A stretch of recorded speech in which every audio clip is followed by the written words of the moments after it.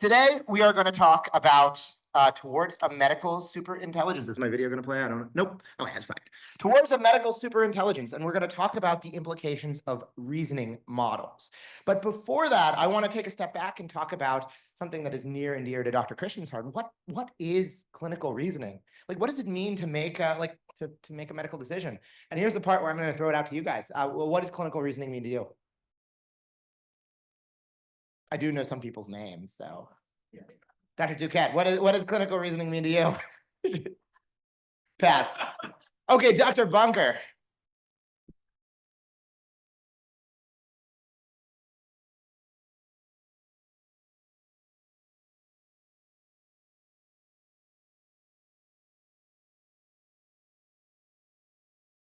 Okay, so collecting information from various sources so that we can activate an illness script, so that we can activate sort of a heuristic in our brain to make the best decision. Dr. Christian, what does it mean to you? I know. Building, okay, yeah. So this is great. Building an argument to defend a certain course of action, and then finally, one person, Dr. Welton, what does it mean to you? So there's ways where you could sort of plot things out, like you're taking B's and then weighing like one item, another item, giving them priority. But then there's part of reasoning where you kind of run it through a black box and you come up with something that solves that, and I guess intuition. So Dr. Welton, I think, is describing a dual process theory where there is the clinical intuition, but also really a probabilistic, like a Bayesian perspective. And this is great. And the reason that I put everybody on the spot is that there is no right or wrong. Well, that's not true. There are wrong answers, but there's not because you could say clinical reasoning is how I choose my ice cream toppings, and that is not true. But there is no single definition. There's actually a wonderful study, and it saddens me when I say, oh, that was just published. It was published like 20 years ago. I'm just getting old. That looks at experts in clinical reasoning, and there is not a consistent definition. And there's a reason why, which is that the world is very, very complicated. So I am going to very, very quickly go through a historical lens of how psychologists have and currently understand what reasoning is. Okay, well, we won't go over that. So first, from a fundamental perspective, if you were to go back to the, let's say the 1950s, 1940s, there was this conception, or I mean, you could go back thousands of years, this conception of at least diagnostic reasoning as a classification task. This idea that we have a nosology. So Lakshmi knows how obsessed I am with the concept of nosology, but an overarching system of how we categorize diseases. And the job of clinical reasoning is to narrow it down so we either have one disease that fits best or multiple diseases that fits. So that's diagnosis as a classification task. The dominant understanding for the last 50, 40 years is dual process theory. So RIP Danny Kahneman, he passed last year. I don't know if anybody read in the Wall Street Journal about what happened. Very sad. Kahneman and Tversky very classically described the system one, the very fast, heuristic-driven, efficient, and sometimes biased, because system one versus the slow, deliberate, kind of unpleasant to use formal system two. This was actually first described in medicine in the late 70s by Elstein. If anybody, I think Lakshmi has read this. So Elstein is very interesting because he was the first to describe what's called the hypothetical-deductive system. This is Sherlock Holmes, like, let's gather information. And Elstein did this experiment. And this is why I love when scientists change their minds with the data. So Elstein truly believed, he thought his data supported the hypothetical-deductive process. And then he ran these experiments on attendings in the Harvard system, attendings and medical students, with very difficult cases. And what he found is that the students and the attendings both kind of role-played Sherlock Holmes. They both collected data, made hypotheses. But then he noticed something really strange, which is that the attendings asked very few questions. He asked 5 or 6 questions, and they were much more accurate than the students who would ask 20, 30 different questions and still not do as good a job. So this was, in medicine and clinical reasoning, the first hint that there was something else that was going on. And our current understanding, and don't worry, I'm not going to make anybody, but this is from Pat Cross-Gary. This is our current understanding of the complex interplay of system one and system two in clinical reasoning. Now, Dr. Bunker, who is my former resident and an amazing physician, she was an amazing physician when she was a resident, so I'm sure she's an even more amazing physician now, mentioned script theory. So if you've heard of an illness script, raise your hand. Yeah, I assume that everyone's going to raise their hands. Illness scripts, I think largely because of Judith Bowen and her work in the early 2000s, are now like de rigueur in medical education. Script theory is both a didactic strategy, but is also a descriptive strategy of how dual process theory works in practice. So it's a knowledge encoding theory, right? How do we know things? Well, we read, we go to medical school. More importantly, we see our patients, and then we encode all that knowledge, and we're not like the Dewey Decimal System. We don't have I don't have heart failure under D67.56, and then if you go to 57, that's where I study diuretics. No, we actually encode all of this information in heuristics called scripts. And this is just from Judith Bowen's example. I think scripts are much more complicated than this, but they're basically exemplars of disease. And the whole idea of a script is that they do not exist by themselves. They exist in these networks called schema, in which there are things where we compare and contrast automatically. And we have these different diagnostic schema for many different things in our heads. We don't need to go over that. And so what does this look like in practice? So every internist, it's magical when it happens. You start talking to a patient. Yeah, I can't breathe. It started yesterday. Without thinking, we develop a problem representation, acute dyspnea, and it drives our next questions. I need to hypothesis test. In this case, I need a hypothesis test wheezing. I need a hypothesis COPD or a pneumonia, right? And the words that they say, so a patient comes to you and they say, oh, I cannot breathe. It just started 30 minutes ago versus I cannot breathe. It's been going on for 3 months and getting worse and worse. They activate completely different schema in our brain. And the questions that we automatically come up with are different. And effectively this process, and I don't need to describe this to you, this process goes on until we see something that doesn't make sense and have to switch over, or we have enough information to make a diagnosis. So that's dual process theory. Dual process theory, this is what drives me sometimes crazy about the teaching of clinical reasoning in medical education, is because we often teach and ignore the last 15, 20 years of the actual psychologists doing the research. So that was the state of the art circa 2005. Psychologists have been hard at work, though, describing all the other facets of clinical reasoning. Now, I right now have had, I don't know, a half gallon of coffee, and didn't sleep too well, but let's say I was admitting a patient, I'd probably do a pretty good job. If I were in clinic, I would scare my patient because I'm too jumpy. But I have been at 2 a.m. I have not had caffeine or enough caffeine, and my pager is going off every 5 minutes. We still use do you guys still use pagers? Yeah, and my pager is going off every 5 minutes, and that seems to affect my clinical reasoning.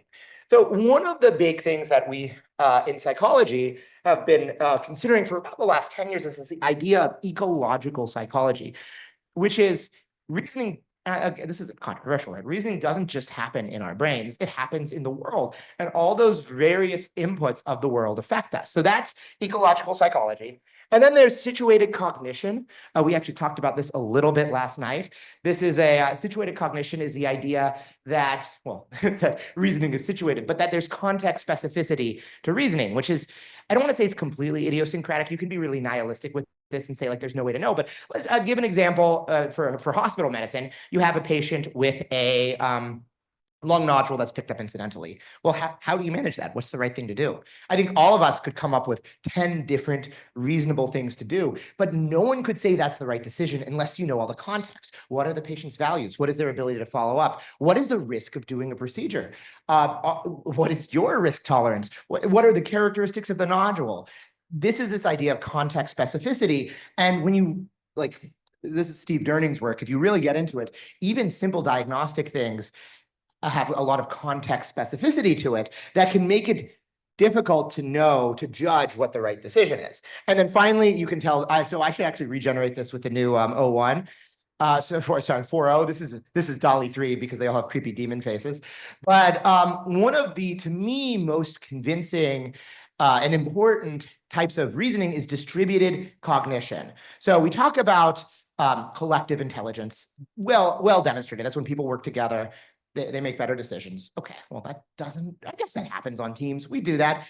but that's not dominant. Usually, if I'm thinking and I'm being honest to myself, like before I see a patient, I read what the emergency room did. I might read about their PCP appointment. I might do a really good job and get 90% of the way there, but the rheumatologist 4 weeks later will look at my data and make a better diagnosis. So a lot of our diagnosis is mediated via technology, mediated via electronic health record, and it's people working together, though not talking to each other necessarily and not in the same time and space. So distributed, these are other psychological ideas. None of them are right or wrong. They're all descriptions, empiric descriptions of all the factors that go into our reasoning.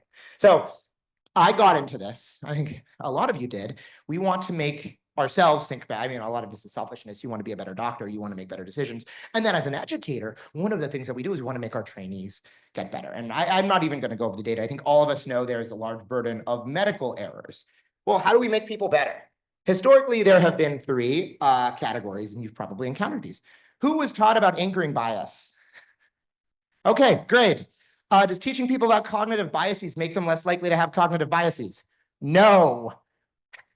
Having cognitive biases is part of being human. Why do we have why do I have recency bias? Because my ancestors, when they were hominids or other mammals, if they ate something, if there were a situation where they were going to a river and a leopard attacked them, it makes sense to keep that in mind so they won't get attacked again. Cognitive biases are what it means to be human.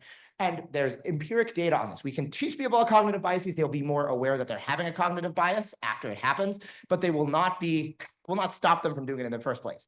Number two, if we're honest with ourselves, guys, cognitive biases are how we help make diagnoses. We have heuristics all the time and make brilliant diagnoses with it. Okay, so that's number one. Number two is debiasing strategies.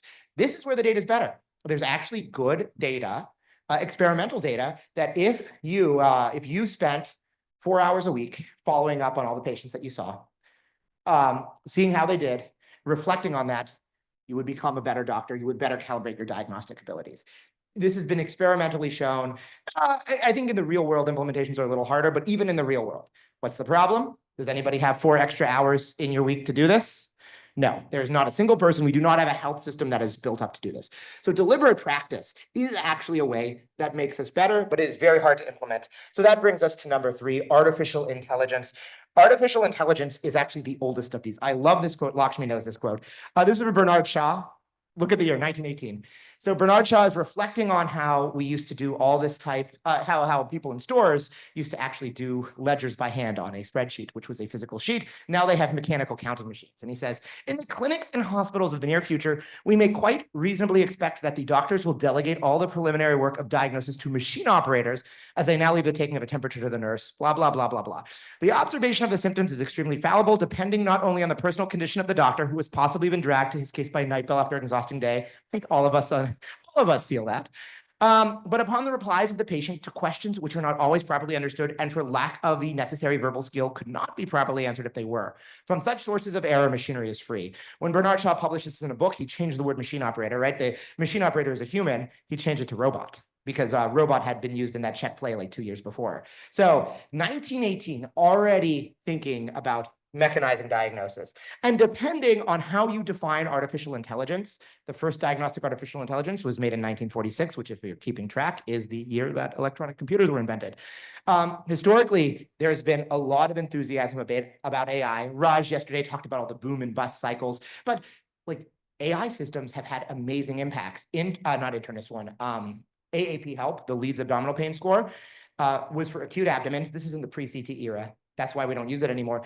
But it lowered mortality by 22%. It was so effective that it became an essential part of the US nuclear defense strategy because we put it on all of our nuclear submarines. Because if a seaman had an acute abdomen, you would have to take that submarine out of commission. But AAP help was so good that it could tell, okay, this is fine. We don't need to worry about this. So AI historically has been very, very powerful. Now, unfortunately, the technology, despite all of this enthusiasm, really petered out. Like neurosymbolic AI was powerful, but not generalizable. And one of the depressing things is there's a study in 1992 and then 2012, the diagnostic abilities of AI systems 30 years apart were Oh, that's 20 years apart. I can do math. We're basically the same. There was a huge, like, neurosymbolic AI just did not get us there. And then LLMs are literally the most exciting thing that has happened in the reasoning field in generations, probably since Elstein in the 70s. So what are language models? Why do they work? I'll very quickly go through this. Language models are next word predictors. Okay, that's fine. Like they have all of the internet. They have tons of pirated books. I don't know if anyone's following the lawsuit. The allegations are that Meta literally downloaded all of Libgen, which is tons of pirated books, and that it was directed by Mark Zuckerberg. I said allegedly if this is being recorded, but that's in discovery right now. And then what it does is everyone has used like Google search next word predictor, right? This when Google started this in about 2012, everyone got very excited because you could play fun games where you would say internal medicine physicians are, picks the next word. How does it do it? They train a neural network on every single past search, picks the next word. This is how the Netflix prediction algorithm works. This is how it keeps you addicted to watching things. It's just predicting based on other users what will happen. So that same technology underlies a large language model, except what they're doing is they have a special type of algorithm called a transformer that can, quote, pay attention. And because of that, it's predicting the next word or next token, part of a word, in the context of a sentence, of a paragraph, of an entire book. And it's doing that billions and billions and billions of times. We don't know how many parameters some of these models are, but the open source ones we do. DeepSeek R2 is reportedly 680 billion parameters. So that's how many training cycles they're doing for these things. Okay, so you get a next word predictor. And if anybody has used a non-pre-trained language model, they're super weird. It's like talking, the analogy is a Shoggoth, like this sort of weird demonic creature that can kind of talk, but is super bizarre. So they go through this pre-training process where they teach it. It's like My Fair Lady. They teach it to be a chatbot, to be amiable. Okay, so at that point, you do have a chatbot. You have something that you can talk to. And it's pretty good, but we have to remember we're humans. I study how humans think, so I think I can say that we're both wonderful creatures and terrible creatures. We wrote the Bhagavad Gita, we wrote the Torah, we wrote the Declaration of the Rights of Man. We also wrote Mein Kampf and the website 4chan, and all of those are in the training database of these models. So there's a final piece, the reinforcement learning through human feedback, where literally it's a Skinner box. A human says, okay, this is good. No, this is bad. You get an electric shock, and the model learns over time. The fun story, so that's how we align them. Now, the fun story that I always like to tell, everyone knows ChatGPT loves to say delve. Yeah, it's like, let's delve into this. I think I said, did I tell the story last night? No, okay, good. Then I'm not repeating myself. So there's a great study that shows that in 2022, delve did not appear basically in the scientific literature. 2023, it went up, and then 2024, well, why does because everyone's using ChatGPT to write. Why does it like delve? So it turns out that OpenAI, for its initial RLHF, hired contractors in Nigeria and Kenya. And whereas in American, Canadian, or UK English, delve, we say it, but it's not very common. It's something that's very common in Nigeria and Kenya. So by them doing RLHF, they also reinforce the use of this word. Okay, so why does this work in diagnosis? I think everyone can see where I'm going with this, but if you were to look at how script theory works, right? It is semantic clustering. And the same thing happens in a language model where you get semantic clustering to give it remarkable diagnostic powers. Now, this is why I've had to update this talk, and I'm not here to talk about language models. I think it's relatively uncontroversial that language models are the best sort of differential generators, but they're not like smart. They can be helpful to people, but they certainly can't make independent decisions. They're stochastic, they can hallucinate. So this is the next innovation that really freaks me out, that really just, I guess I'm not surprised, I'm just surprised it's happening so quickly, which is called a reasoning model. So anyone who's used ChatGPT knows that it's very prompt sensitive. The way you talk to it affects the way you get output back. And about 2-3 years ago, researchers described something called chain of thought, COT. Chain of thought is when you get the model to explain its thinking. And initial COT, there were some funny examples, right? If you told the model to take a deep breath, it did math problems better. If you told the model, I'll get fired if you do a bad job, it solved problems better. Well, that's weird. But if you explicitly told it to walk through a series of steps that is remarkable to how a human thinks, it did a lot better. So a study I did, if you just tell it to read a case and then not give you the differential first, but tell it to list out its differential, then go back and say every single thing that fits or doesn't fit for each item on the differential, and then go back and reorder it by probability, the diagnostic accuracy increases by 15%. So the labs said, hey, this is really amazing. COT seems to make it work better. and they realized that they could fine tune the COT. They could just get the model to think out loud for as long as it needed to improve its abilities. And O1 was released. O1 shocked me. I released a paper on just how good it is. But one of my conclusions of that paper was it's cost so much money that it's just so inefficient because it just keeps generating. It like one COT prompt is like 200 ChatGPT prompts. So there's no way it could scale. And then the DeepSeek moment happened. This is the real, like, obviously there's a whole America-China competition, but this is what really made DeepSeek, at least from a computational perspective, freak everybody out, is that it was 97% cheaper. And there have been more innovations. QWQ came out. Every single lab has now released a reasoning model, and the cost is down by about 99.6% from when it first came out. Meaning, still not scalable, but these very powerful reasoning models are accelerating much faster than I thought. So I want to, Dr. Welton, I wanted to show and not tell. So what I'm going to do is I ran a study. I can show you the results later. That is going to, again, freak everybody out. Just 2 days. We ran our system for 2 days in the BI emergency room. Every single patient who came in and got admitted to medicine. And then we had the AI system give a second opinion at predefined checkpoints through their emergency room course. 8 weeks later, I had 2 doctors go through and extract the final diagnosis and agree on it. And then we had humans, painfully, this was a big study, go through and give their own second opinions at each checkpoint and compare that to a base model and an O1 preview. So what Dr. Welton is going to do is to go through a mystery case. This is not an unknown, right? This is just a normal, this is 2 days in the BIED.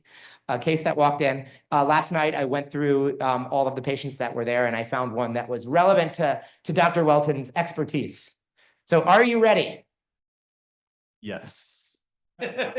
So this is, just to set the stage, these are going to be different points in a patient's emergency room Chest journey. pain and tachycardia. Yeah, you like this? So this is, the patient is sitting with the nurse in ED triage. She says, this is what the nurse took down. Chest pain, tachycardia. And the nurse reported, patient reports a new PE diagnosis in left lower extremity DVT at outside hospital ED 5 days ago, put on Eliquis 10 BID since 4 days ago. Patient now arrives here with worsening chest pain, cough, and tachycardia. They put the ESI, the severity scale, is 1, the highest. And the triage vitals are temp of 101, heart rate of 140, respiratory rate 26. Well, you can, I don't know why I'm reading this to you. You can read. Go for it. What are your thoughts? And then I'll show you the AI, what the AI would say. Well, already, like, I start taking this and usual chest pain tachycardia, I'm not thinking rheumatology at all. That's going to be something else. But if I'm told that it might be, then I can sort of add that into the mix. It's sort of like at Morning Report, when somebody presents a case, you know that it's not going to be the most straightforward or simple thing. I would think, all right, Venn diagram of rheumatology and clotting. Is this somebody with antiphospholipid syndrome? Is this somebody who has nephrotic syndrome and now is procoagulant, or some other feature that's happening? So I don't know if that's cheating to. Yeah, I guess I shouldn't have told you that I was going to be. Yeah. And to be clear, But use all the clues. You have to use all the clues. Well, the AI doesn't know that. So this is, imagine that you're sitting and that you're this nurse or you're the emergency room physician who came to see her. And this is what our system is saying. So recurrent or inadequately treated PE. Mm-hmm. So reflecting on the fact that, okay, you don't know that the patient was actually taking their Eliquis. A pneumonia, so picking up on that fever, something else might be going on. Acute coronary syndrome, probably always appropriate with chest pain. Pericarditis, aortic dissection, and is giving all of its justifications and its plan. So my question for you, like, imagine that you're about to go see this patient and you get this printout. Is this basically what you were thinking? Does it change your thinking at all? Yeah, I mean, I would definitely think about, acute coronary syndrome. I might not usually jump to dissection, but with a fever and infection, and pericarditis sometimes will be a surprise diagnosis in there. All right, so we'll move on to the next aliquot of information. So this is the information. But if you come in with dissection, please don't call me down because I'll probably miss that. Yeah, I'm realizing that telling you was logic was the bad call here. So this is the so ESI1, the emergency room resident goes and sees them immediately. That's what happens with an ESI-1. So the emergency room resident writes, patient is a young female presenting to the emergency department. By the way, I've stripped all PHI out of this. This is why it's very vague as to the age or identifying factors. Presenting to the emergency department for chest pain and shortness of breath. Patient notes that she has a history of lupus, was diagnosed with a PE 5 days ago, and was having a CT for shortness of breath and chest pain. She was started on Eliquis 10 twice daily, which she's been taking regularly. Today, she had worsening shortness of breath, chest pain, and worsening palpitations which prompted her to come. Triggered for tachycardia. You know all this. This is everything that we know. So this is the information that was available. I'll go ahead and just show you the physical exam as well. You can take this as it is. This is an ED physical exam, which is documented as normal. What are your thoughts? Does this change anything? Just a couple things. Like if the person has lupus, then you want to know how long, what has the lupus caused trouble with for this person. Seeing the exam with no edema, you're at least saying, well, it's not like fulminant renal problems with lupus. Are there any other rash, et cetera, things that we might pick up on if we looked a little bit closer? And then also putting lupus and clotting together, you come back to antiphospholipid syndrome. And in thinking about that, we wouldn't think of DOACs as being treatment of choice for that condition. And so you might easily have breakthrough clotting. Is there nephrotic syndrome and then clotting, et cetera? Lupus could cause the fever, but you're always going to look for infection first. Yeah, and I'm going to put both of these pieces in here. So I put the first piece of information into our system. And it said, again, so it's sticking with its guns that recurrent PE or inadequately treated PE is on here. Pneumonia, again, putting infection higher. It still thinks ACS. It's going to consistently think ACS. My system isn't capable of pulling in EKGs, unfortunately. This gets into like informatics stuff, and I won't talk about that. But then it's putting lupus, pericarditis, and pleuritis higher on the list. And arrhythmia, aortic dissection, it still is there. And then if I put in this exam, let's see, does it change at all? Pneumonia, pericarditis, arrhythmia, ACS, aortic dissection. So the exam doesn't really change its thinking at all. Now, if you saw this, it sounds like this isn't really changing the way that you think at all. Like, would this be helpful? Like, how does this sort of?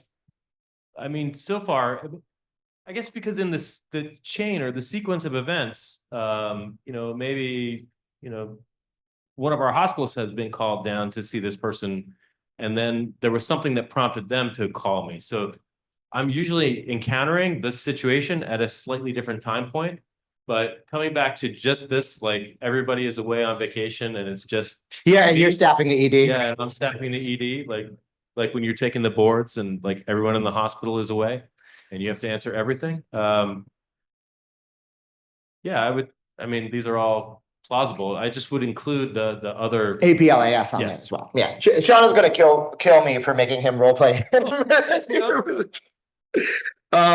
Okay, next we're just going to add some imaging. So again, these are our touch points as we go through, because the system is reading everything and then at predefined points. So chest x-ray, bibasilar opacities compatible with pleural effusions, likely atelectasis, component infarct cannot be ruled out. CTA of the chest shows right lower lobar and segmental PE without right heart strain, a small pericardial effusion, trace left pleural effusion, and then this lymph node and this hepatic hypodensity. I think I have an echo on here as well. And then there's an echo, normal left ventricular wall thickness. I think it's pretty normal, reduced longitudinal strain, normal diastolic function, pretty normal. Yeah, so that's the information that we have. We can go over the labs also, because realistically you would have the labs as well. And I'll just give the model all this. Normal lactic acid, a little bit hyponatremic. Total protein 6.6. Nothing is super crazy here. The troponin is negative. A proBNP is 53. No albumin. Do we have an albumin? Yeah, albumin is. I didn't copy it in. This is actually probably a computer problem that it didn't come in, because I just copied it from our spreadsheet. Yeah, no. Oh, albumin, blood 3.3. Thank you. Okay. It's epic. This is me copying from Snowflake, and then the other labs. That looks relative. She's anemic. Hemoglobin 9.1, MCP is 81. This is the diff. INR is 1.7. PTT is 35. Is that everything? Oh, more labs. Prednisone Z-test is negative. That's her urine. They did a repeat lactic acid, which was 1.5, and a repeat troponin, which was 8. So protein in blood negative in the UA. Yeah. Okay. And let me copy this in while we go. So your thoughts, does this change anything? I mean, she's got a little bit of evidence of serositis. You know, I don't know how long she's had pleural effusions, and then there's a PE. So both things certainly remain on there. I don't see it. It didn't look like anything went with pneumonia. No, nothing. Okay. Nothing in particular went with pneumonia. So we'll see how the AI updates And this. then the lesion in the liver, is that interpreted as a clot or No, it's interpreted as almost as an like an incidental? incidentaloma. So so the model is sticking with its guns of recurrent PE. Pulmonary infarction is also on its differential. Lupus-related serositis, it's putting up. Pneumonia is now much lower, right? Seeing no evidence. It's going to keep saying arrhythmia. It's going to be very mad at me because I can't give it the EKG. And then let me give it the labs.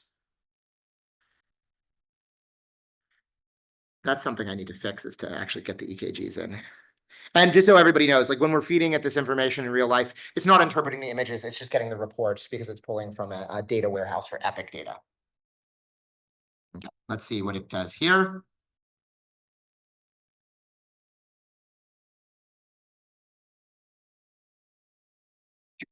Doing a pretty good interpretation of the labs.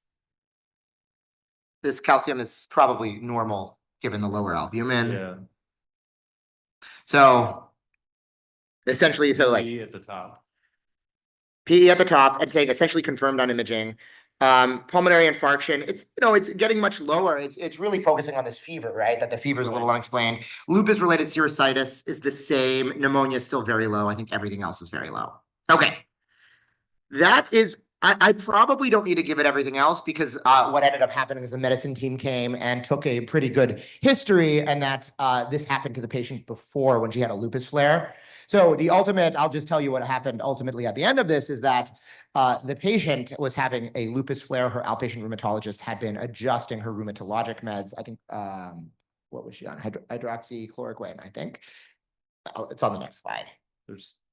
Yeah, hydroxychloroquine and methotrexate. She had been taking it, and the final diagnosis was actually her PE was getting better when we pulled the other imaging. She was having a lupus flare, and she had lupus serositis. She had lupus pericarditis and lupus pleuritis, most likely. So this is, so I like reflecting back, like, I know you're not an emergency room doctor, so I'm very sorry about this. Like, how did the model do? How did it change your thinking, if at all, while going through this case?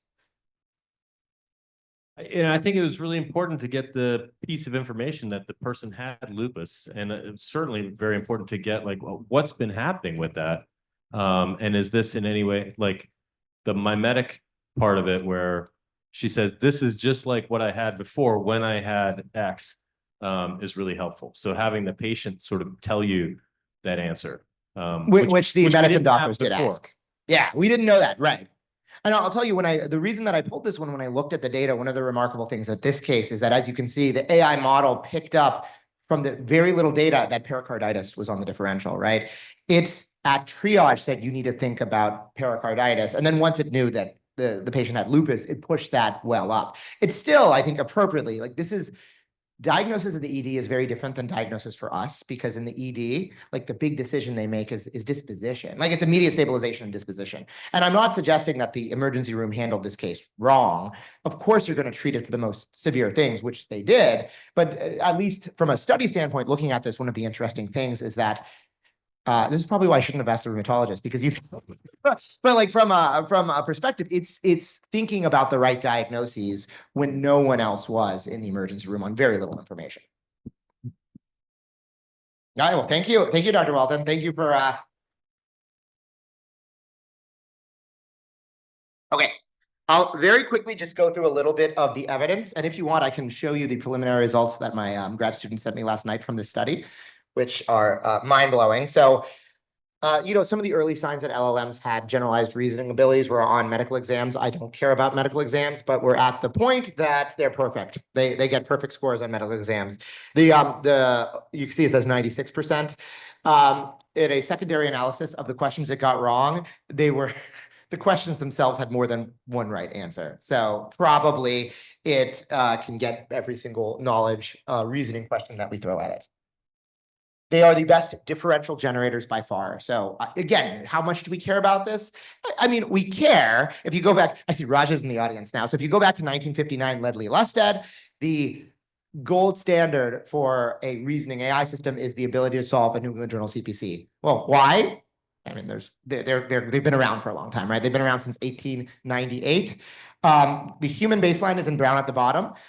Some of these are older non-generative AI systems. You can see O1 Preview right now is by far the best differential generator ever made. Now, again, important. Raj is taking a photo of me up here. Important, but like CPCs are curated, right? All of the information is given to you. They're not indicative of real world reasoning.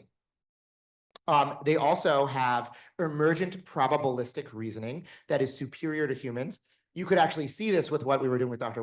Welton. It is able to prioritize or forecast diagnoses. They are not epidemiologic, right? They don't actually reflect the reality of care in the real world. However, they are much better than people because humans do probabilities very bad also. Okay.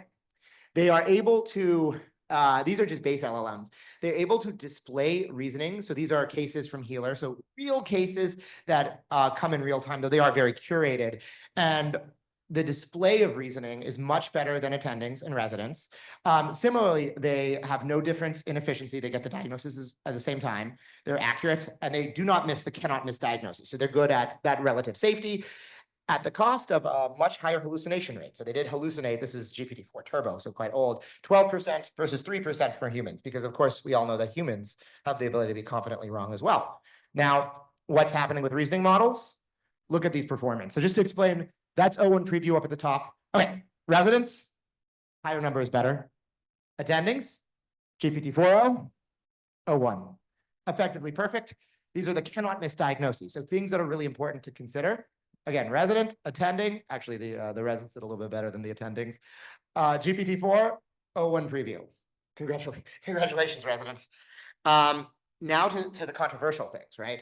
I think LLMs are disembodied. They do not exist in the world. They interact through humans and our interaction with them. And this is where, this is the reason that I get some degree of hate mail, is because the data on how humans interact with AI is actually kind of controversial. So the first hint that this was going to be a problem came from this study by Google. This is the McDuff study that looked at solving CPCs, and they had humans do it by themselves, doctors. They had doctors use Google search, then they had doctors use Palm 2 or fine-tuned Palm 2, and then they had Palm 2 by itself. I think if you asked me 2 years ago, I would have said, well, the best group's going to be human with AI. There's actually a very famous quote that informaticists love to say, which is human plus AI will always be better than either alone.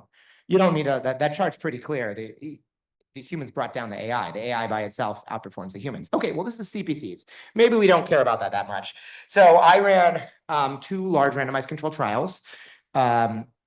The first on complex diagnostic reasoning, the second on complex management reasoning. And what we found for the diagnosis especially is that the AI system, and this was, again, GPT-4 Turbo, outperformed the humans, but humans using it didn't get any better.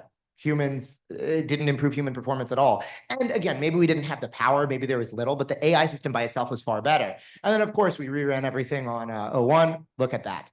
Did the same thing in management reasoning. This just came out in Nature, and this did, or Nature Medicine, this did show some mild improvement for the humans, but what? Like, this is GPT-4 Turbo. It's not capable of making complex management decisions. It made people better at apologizing after they made a medical error, at taking patient factors into account when scheduling follow-up, at communicating with other care team members. It didn't make humans any better at picking the right dose of apixaban or the right monitor for atrial fibrillation in the outpatient. It made us better at things that we think we're really good at talking to people, at being empathetic. And then again, the thing that freaks me out, these are real cases, no right answer. We spent hundreds of physician hours adjudicating and developing these cases, and just look at O1 up in the corner, how well it did. Okay, and then why does this happen? So first, human-computer interaction. If anybody has ever read The Design of Everyday Things, amazing book, you should read it.